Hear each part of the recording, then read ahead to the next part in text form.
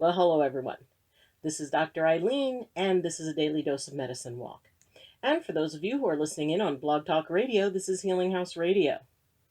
So, we have just entered a heat wave up here, and it is very warm, and the sun is very bright.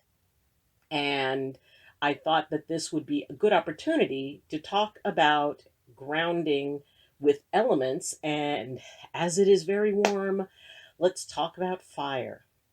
Now, a lot of people question whether or not, grounding, because it's fire does not seem to be as settling and energetic and as quiet and energetic as earth.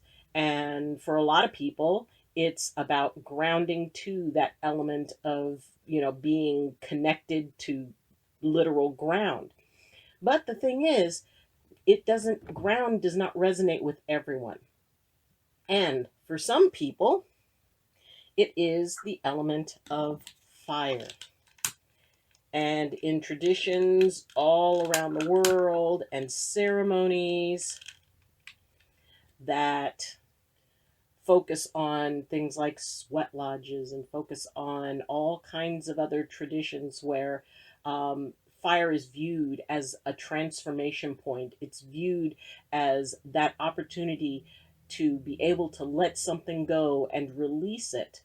And so for many, fire is a very, very, very important part of their spiritual practices. Often people will use candles to set a container. And why is that we would use candles? Well, one, looks awesome. It really looks very pretty, especially when all the lights are down and you've got all these beautiful candles in a space. And also, candles can be an excellent way to establish a barrier or a boundary, because the spirit of the flame becomes a guardian. It becomes a protection point. It also becomes a way to tell if things are going wonky in a room. One of the things that we usually do, as I was trained to do, is once you've set your container, once you've put your candles up, keep an eye on them. And if you notice that a particular candle placed somewhere is starting to get really kind of wonky for no particular reason, then usually that's a place where the energy is vulnerable. Maybe the boundary isn't quite as good as it could be. So then that area is reinforced.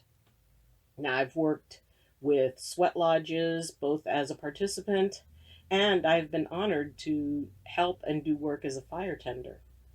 So it creates a very special relationship with flame, and keeping that in a very healthy place, because flame demands respect. In many traditions, flame is referred to as grandfather.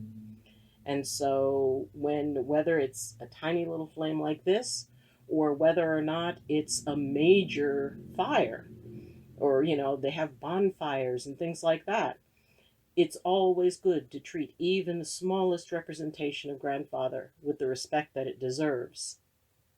So, how do you ground to it? Well, have you ever been sitting on a cold night in front of a fireplace and you just stare into the flames, and it's almost as if everything you see, everything that's there, just fades away, and you're kind of hypnotized by the dancing lights and seeing the flames flicker in and out? Well, that's a meditation. That's grounding. Those who meditate by staring at a candle, you know, that is a way to ground. And it's interesting because, the fire is very dynamic, and it is constantly moving.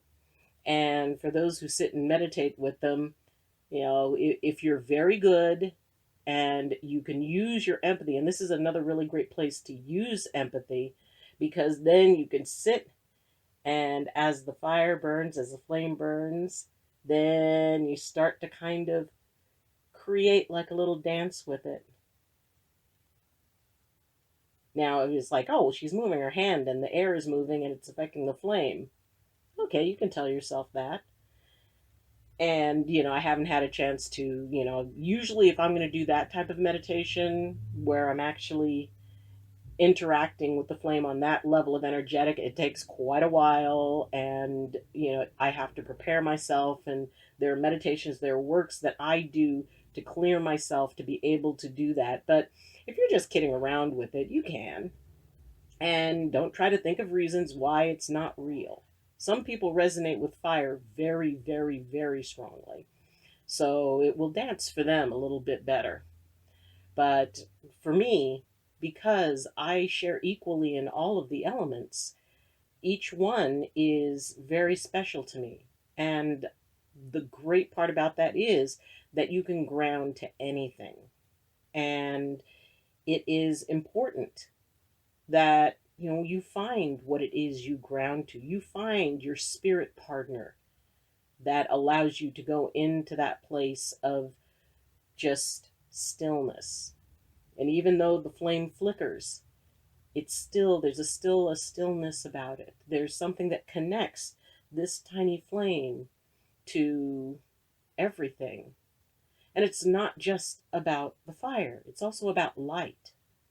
So maybe some people ground to light, which means that they're able to relax in it. They're able to push away the darkness. And that is what a flame does best, is it pushes back the darkness. It illuminates. So if you go into that place and just watch a flame and allow yourself to connect on an energetic level with it, it'll talk to you. You'll be able to see a depth of understanding transformation, understanding that sometimes a mechanism for destruction can also be a mechanism for creation. And as in many traditions, the idea of, you would write something on a paper that you want to release and then you burn it. So there is that spiritual aspect within the flame. And for those of you who can find peace within that, that is your grounding point. So that when your empathy is, kicking up, when you need to be able to dial that down, you can sit with a candle. Or, better yet, get out into the sun, because that great, big, beautiful ball of light and fire is the birthright of all those who resonate with fire. And for those who are going through a difficult time, maybe you can't always light a candle, maybe you can't always get near flame, just step outside and allow that light and that warmth and all of that, vitamin D enriched, energy to fill you and surround you, because you resonate to fire. There it is.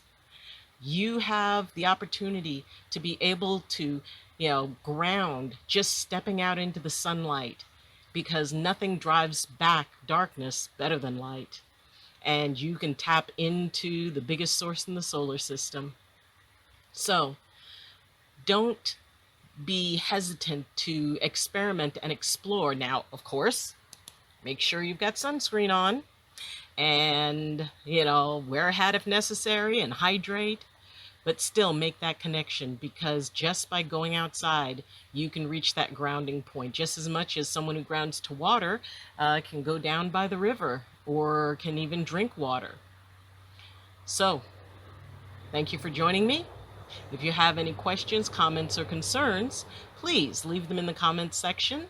If you would like to support the channel, then please press like.